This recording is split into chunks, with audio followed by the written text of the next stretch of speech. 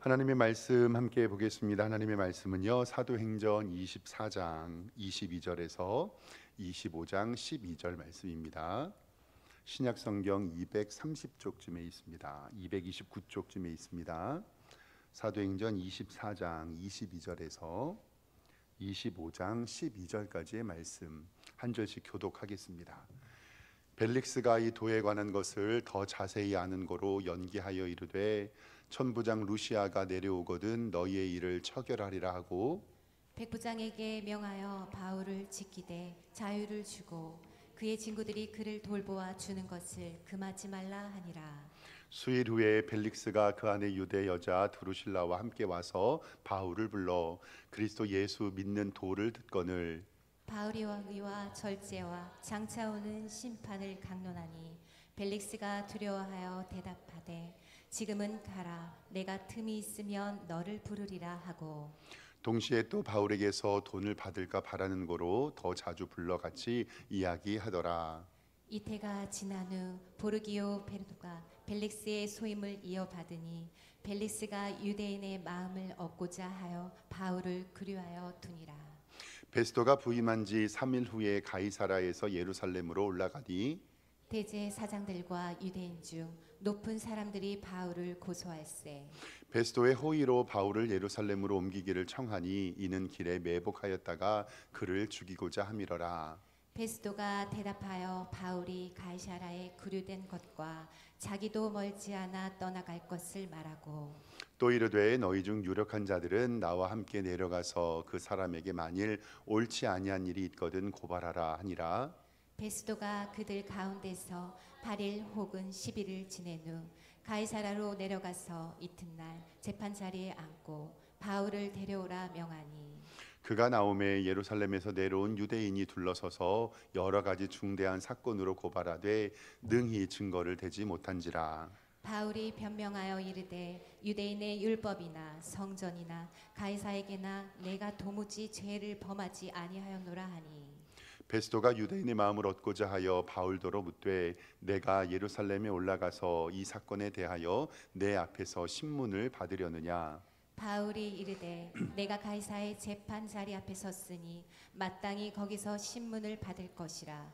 당신도 잘 아시는 바와 같이 내가 유대인들에게 불의를 행한 일이 없나이다. 만일 내가 불의를 행하여 무슨 죽을 죄를 지었으면 죽기를 사양하지 아니할 것이나 만일 이 사람들이 나를 고발하는 것이 다 사실이 아니면 아무도 나를 그들에게 내줄 수 없나이다. 내가 가이사께 상소하노라 한데 베스도가 배석자들과 상의하고 이르되 내가 가이사에게 상소하였으니 가이사에게 갈 것이라 하니라. 아멘. 주보에 우리 기록된 대로 오른손 높이 들고 믿음의 고백 선포하겠습니다. 나는 천지를 지으신 여호와께 복을 받는 자입니다. 아멘.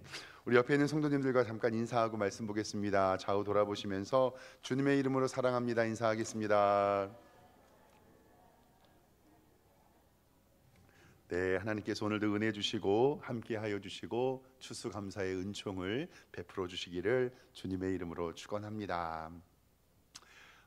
저는 새가족 성경 공부를 가끔씩 하잖아요. 그래서 새가족 성경 공부하니까 점심을 조금 늦게 먹는데 이번 달에는 감사한 건지 아니 계속 새가족 성경 공부했으면 좋겠는데 아무튼 이 가족이 이번 주에는 새가족 성경 공부가 없어가지고 계속 이제 식사 시간에 맞춰서 올라가서 밥을 먹었잖아요.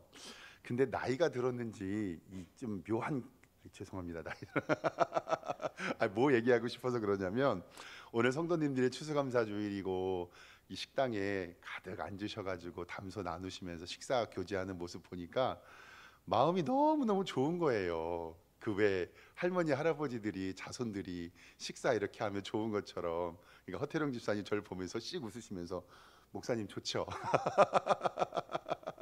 이렇게 말씀하시는데 얼마나 감사한지. 그래서 나이를 먹어서 그러는 건지 아니면 담임 목사라 그러는 건지 그거는 모르겠는데 우리 성도님들이 그렇게 기쁘게 식사하시고 교제하시고 하나님의 떡을 나누는 모습 보니까 너무도 기쁘더라고요.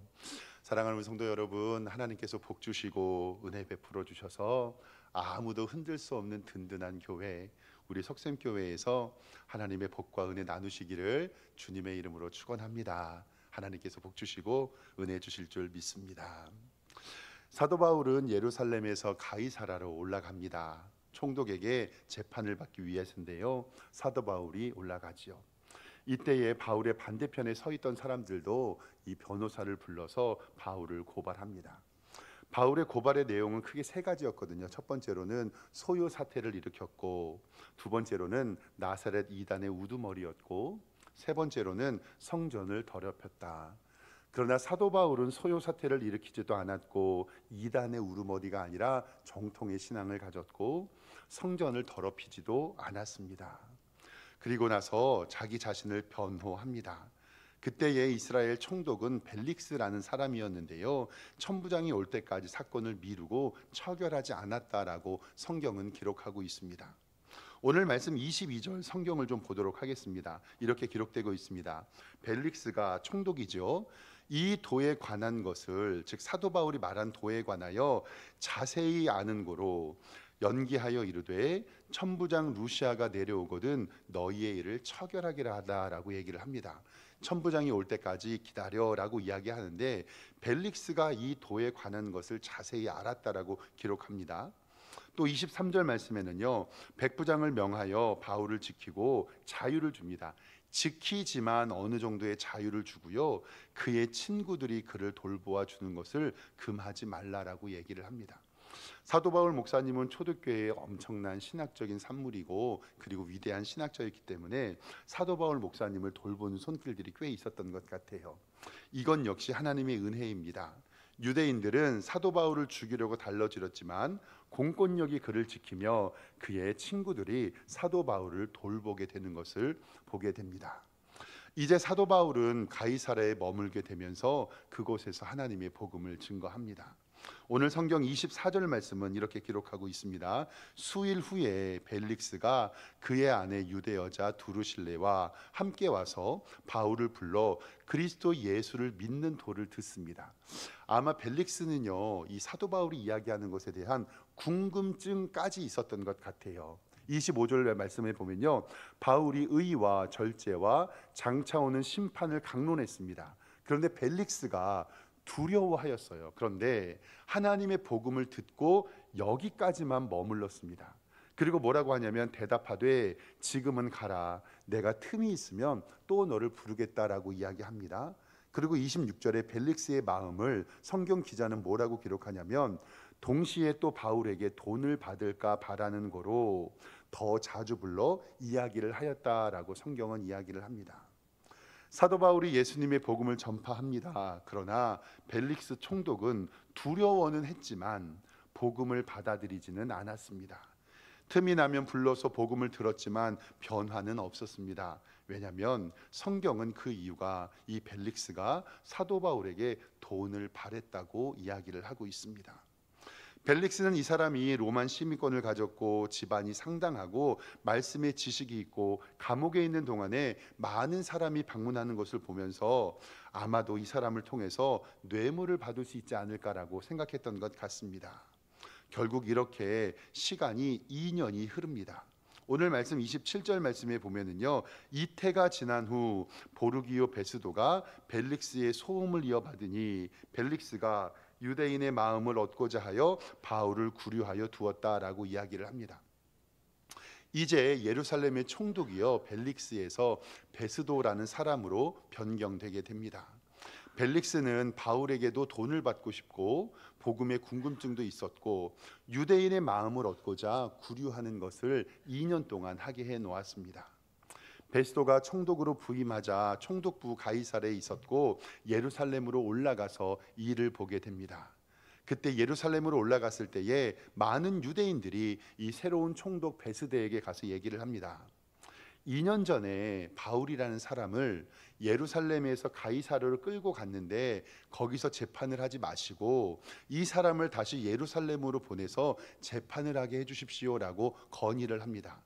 성경은 그것을 뭐라고 이야기하냐면 이는 중간에 매복하여 바울을 죽이기 위함이라라고 이야기하고 있습니다. 베스도는 그 이야기를 듣고 알았다 대답합니다. 내가 가이사랴로 가서 이를 확인해 보겠다. 그리고 만약에 그 사람에게 문제가 있으면 나와 함께 내려가서 그를 고발하라라고 이야기를 합니다. 이제 베스도가 다시 가이사랴로 내려가서 재판을 열고 바울을 부릅니다. 오늘 성경 말씀 25장 7절 말씀을 보겠습니다. 그가 나오매 예루살렘에서 내려온 유대인들이 둘러서 여러 가지 중대한 사건으로 고발하되 능히 증거를 대지 못한지라. 증거는 없는데 유대인들이 계속 고발합니다. 오늘 25장 2절에도 고발하였다. 25장 5절에도 고발하였다. 27장 7절에도 25장 7절에도 고발하였다라는 말을 계속하고 있습니다. 사도 바울이 예루살렘에부터 잡혀서 유대인의 참소를 당하고 고난과 고소를 당하는 모습을 바라보면서 저는 우리를 늘 고소하고 고발하고 참소하는 마귀 사탄을 생각하게 되었습니다. 성경에서 마귀를 가르쳐 참소자, 고소하는 자, 고발하는 자라고 이야기하고 있거든요. 그 말씀이 요한계시록 12장 10절 말씀에 기록이 되어 있습니다. 보세요. 내가 또 들으니 하늘에 큰 음성이 있어 이르되 이제 우리 하나님의 구원과 능력과 나라와 또 그리스도의 권세가 나타났으니 우리 형제들은 참소하던 자 곧 우리 하나님 앞에서 밤낮 참소하던 자가 쫓겨났고 저 참소하던 자들이 누구냐면 바로 세상의 권세를 가지고 있었던 마귀 사탄을 이야기를 합니다. 즉 마귀 사탄이 하는 일이 참소하고 정죄하고 죄를 꾸짖고 지적질하는 일들을 우리에게 하게 됩니다. 그러나 사랑하는 성도님, 우리 교회는 참소하고 정죄하는 것이 아니라 세워주고 변호해주고 일으켜주고 도와주는 복된 교회 되기를 주님의 이름으로 축원합니다. 우리는 참소와 비판과 지적질할 수 없다라는 것입니다. 우리 교회 새가족을 등록을 하면요 4주 동안에 새가족 성경 공부를 하거든요. 그때 구원론을 배우는 시간이 있어요. 세 번째 시간인데요. 예수님 믿고 내가 구원받아 하나님의 자녀가 되는 것, 그때 나오는 짤막한 이야기입니다. 예수님 믿고 신앙생활을 잘 하려고 하면요 그때부터 마귀의 참소가 시작이 됩니다. 오늘 말씀 은혜 받고 돌아가잖아요. 돌아가는 순간 집에서부터 시험이 부흥회 은혜 받으면, 특세 은혜 받으면, 하나님의 말씀에 은혜 받으면 마귀 사탄이 가만히 안 놔둬요. 참소하려고 합니다. 그래서 제가 새가족 성경 공부를 하면서 꼭 가르쳐 드리는 게 뭐냐면 이제 예수님 믿기로 결심하고 교회에 등록하는 순간 마귀가 참소가 시작이 될 겁니다.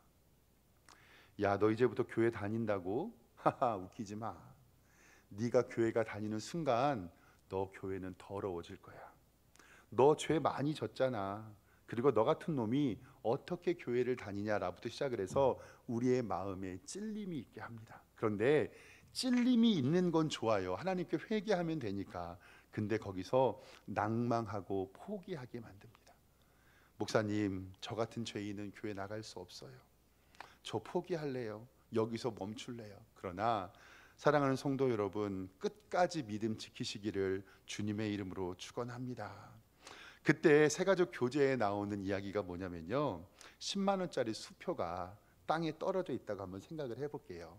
그리고 나서 땅이 지저분해져 있어서 먼지가 가득 쌓였어요. 근데 성도 여러분, 이렇게 지나가는데 우리 교회 앞에 10만 원짜리 수표가 떨어져 있습니다. 지저분해요. 먼지도 많이 묻었어요. 때도 있어요. 그거 주스실 겁니까? 놔두실 겁니까? 얼른 주워야죠. 만약에 5만 원짜리 현찰이 화장실에 빠져도 그거 주워야 돼요? 안 주워야 돼요? 아이, 주워야 됩니다. 아무리 그 돈이 더럽고 오염되고 훼손되었다고 하더라도 그 돈의 가치는 변함이 없다는 거예요. 우리가 이 세상을 살아가면서 때로는 지저분해지고 훼손되어지고 망가질 수 있습니다. 그러나 깨끗이 씻으면 돼요. 그러면 그 10만 원짜리 수표, 5만 원짜리의 지폐는 가치는 변함이 없는 것입니다. 내가 죄를 지어서 교회 못 나오겠다, 봉사 못 하겠다, 예배 못 하겠다, 나 교회 나오는 거 포기하겠다. 어떤 거와 똑같냐면요 저는 때가 많아서 목욕탕에 못 가요. 죄가 많아서 교회 못 나오겠다라는 말은 저는 때가 많아서 목욕탕에 못 가요. 저는 아픈 데가 너무 많아서 병원에 못 가요라는 말과 똑같은 것입니다. 사랑하는 성도 여러분, 때가 많으면 많을수록 목욕탕에 가야 됩니까? 안 가야 됩니까? 가야죠. 아픈 곳이 있을수록 병원에 가야 됩니까? 안 가야 됩니까? 가야죠. 죄가 있을수록, 죄가 많을수록 하나님의 교회 나와 하나님의 은혜를 사모하시기를 주님의 이름으로 축원합니다. 은혜 받고 돌아가면 마귀 사탄은 오늘도 우리에게 얘기할 거예요. 야, 웃기지 마. 너가 어떻게 하나님의 자녀라고. 전에 섬기던 교회에 판사님이 계셨고 그리고 변호사님들이 몇 분 계셨었어요. 그래서 성경 공부를 인도하면서 판사님과 그 변호사님들과 잠깐 이야기하는 시간이 있었거든요. 그래서 이 판사, 변호사, 사법고시를 패스하신 분들이니까 얼마나 이렇게 높여 보여요. 그래서 제가 판사님 그리고 변호사님들에게 판검사가 어떻게 되는 거 좀 궁금해서 물어본 것도 있었고, 그래서 제가 판사, 검사가 명예도 있고 돈도 많이 벌고 성공한 직업이잖아요. 그래서 아유 얼마나 감사해요. 판사, 검사, 변호사 되신 것 너무 축하드립니다. 그리고 저 어려울 때 조금 도와주세요. 이렇게 성경 공부를 했던 기억이 있어요. 근데 그때 판사 하셨던 그 집사님이, 성도님이 저한테 이런 말씀해 주셨어요. 목사님, 이 판사라는 직업이 누군가는 해야 하는 거라서 하는 것인데 이 직업이 그렇게 좋은 직업은 아닌 것 같습니다. 깜짝 놀라서 이 판사, 성도 여러분, 좋은 직업입니까? 나쁜 직업입니까? 그분에 사시는 말씀이 이러는 거예요. 저는요 맨날 다른 사람의 죄를 판단합니다. 저는 정죄합니다. 판결 내립니다. 그리고요 검사들은요 맨날 다른 사람의 죄를 고소하고 고발하고 정죄합니다. 그 직업이 정말 좋은 직업인지 저는 잘 모르겠습니다. 이렇게 얘기하셨던 게 생각이 나요. 오늘 사도 바울을요 계속 유대인들은 죄가 없는데 고발하고 고소해요. 마귀 사탄도 우리를 주님 안에서 바르게 살려고만 하면 우리를 계속 참소하고 고소합니다. 그래서 세상에 있는 판사와 검사가 정말 좋은 직업이기는 하지만 그 성도님의 고백이, 목사님, 저는 맨날 다른 사람의 죄를 고소하고 고발하고 정죄해요. 다른 사람의 죄를 판단하고 판결을 내리는 제 직업이 좋은 직업인지 모르겠습니다 라는 생각을 하게 되더라고요. 그러면서 하는 말씀이, 제가 볼 때는 그분 말이 목사님이 제일 좋은 직업 같다고. 아이 맞습니다. 그러고 말았죠. 우리가 고민해 볼 문제입니다. 유대인들은 사도 바울을 죽이려고 고소와 고발과 참소, 판단 그리고 정죄를 하게 됩니다. 사랑하는 성도 여러분, 다른 사람을 정죄하고 판단하고 규정짓고 참소하지 않으시기를 주님의 이름으로 축원합니다. 예수님도 우리가 죽기 전에는 우리를 판단하지 않으시고 우리의 삶이 마무리되었을 때, 그 앞에 섰을 때 우리를 심판하신다는 사실을 꼭 기억하시기를 바랍니다. 누가복음 6장 36절 말씀은, 성경은 이렇게 얘기합니다. 너희 아버지의 자비로우심과 같이 너희도 자비로운 자가 되라. 비판하지 말아라. 그리하면 너희가 비판을 받지 아니할 것이요, 정죄하지 말아라. 그리하면 너희가 정죄를 받지 않을 것이고, 용서하라. 그리하면 너희가 용서를 받을 것이다. 마태복음 6장 14절 말씀에서도 이렇게 기록합니다. 너희가 사람의 잘못을 용서하면 너희 하늘 아버지께서도 너희 잘못을 용서하시려니와 너희가 사람의 잘못을 용서하지 아니하면 너희 아버지께서도 너희 잘못을 용서하지 아니하시리라. 아멘. 우리에게 아무도 정죄할 수 있고 참소할 수 있고 비판할 수 있는 권한을 주신 적이 없습니다. 하나님께서는 용서하라 말씀하시고 그 용서를 하지 않으면 아버지께서 우리의 죄를 용서하지 않겠다고 말씀하십니다. 사도 바울은 자신의 죄를 짓지 않았다고 변명합니다. 오늘 말씀 25장 9절에 보면은요, 베스도가 유대인의 마음을 얻고자 하여 바울더러 묻되 내가 예루살렘에 가서 이 사건에 대하여 내 앞에 신문을 받으려 하느냐라고 물어봐요. 그때 이 베스도 총독이 사도 바울을 위하여서 말해주는 것이 아니고요, 유대인의 마음을 얻고자 하였다라고 성경은 기록하고 있습니다. 10절 말씀에 바울이 이르러 내가 가이사에게 재판자리에 앉아 섰으니 마땅히 거기서 신문을 받을 것이고 당신도 아시는 바와 같이 내가 유대인에게 불의를 행한 일이 없습니다라고 변명을 합니다. 사도 바울의 죄 없음의 고백을 보며 마무리 지는데, 아무리 마귀 사탄이 우리를 넘어뜨리고 고소한다고 할지라도 예수님께서 우리와 함께 하시면 우리는 든든히 바로 서게 될 줄 믿습니다. 로마서 8장 33절에는 이렇게 쭉 기록되고 있습니다. 보세요. 누가 능히 하나님께서 택하신 자를 고발하리요. 의롭다 하시는 이는 하나님이신데 누가 정죄하리요. 죽으실 뿐만이 아니라 다시 살아나신 이는 그리스도 예수시니 그는 하나님 우편에 계신 자고 우리를 위하여 간구하는 자신이라. 37절 말씀에 이 모든 일에 우리를 사랑하시는 이로 말미암아 우리가 넉넉히 이기느니라. 그리고 어떤 피조물이라도 우리를 우리 주 그리스도 예수 안에 있는 하나님의 사랑에서 끊을 수 없느니라. 아멘. 요 앞에 있는 8장 33절을 다시 한 번만 좀 보여주시겠습니까? 다시 한번 볼게요. 33절에 보면 보세요. 능히 하나님께서 택하신 자를 고발하리요. 고발할 수 있다고요? 없다고요? 없습니다. 의롭다 하시는 이는 하나님 한 분뿐인데 누가 정죄하리요. 죽으실 뿐만이 아니라 다시 살아나신 이는 그리스도 예수시니 그는 하나님의 우편에 계신 자요 우리를 위하여 간구하시는 자신이라. 아멘. 사랑하는 성도 여러분, 사도 바울은 다른 사람들이 정죄하고 참소했지만 그는 그 참소가 받아들여지지 않았습니다. 그것을 우리에게 적용 한번 해보도록 하겠습니다. 오늘 우리가 하나님의 은혜 받고 말씀 듣고 감사해야지라고 다짐합니다.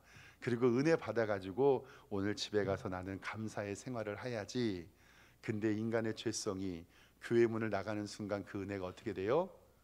줄줄줄줄 셉니다. 진짜 줄줄줄줄 셉니다. 그리고 마귀 사탄은 우리를 참소할 거예요. 그렇지, 쯧쯧쯧, 너가 그래서 안 돼. 그러나 하나님이 우리를 정죄하지 않으시니 그들이 우리를 정죄할 수가 없습니다.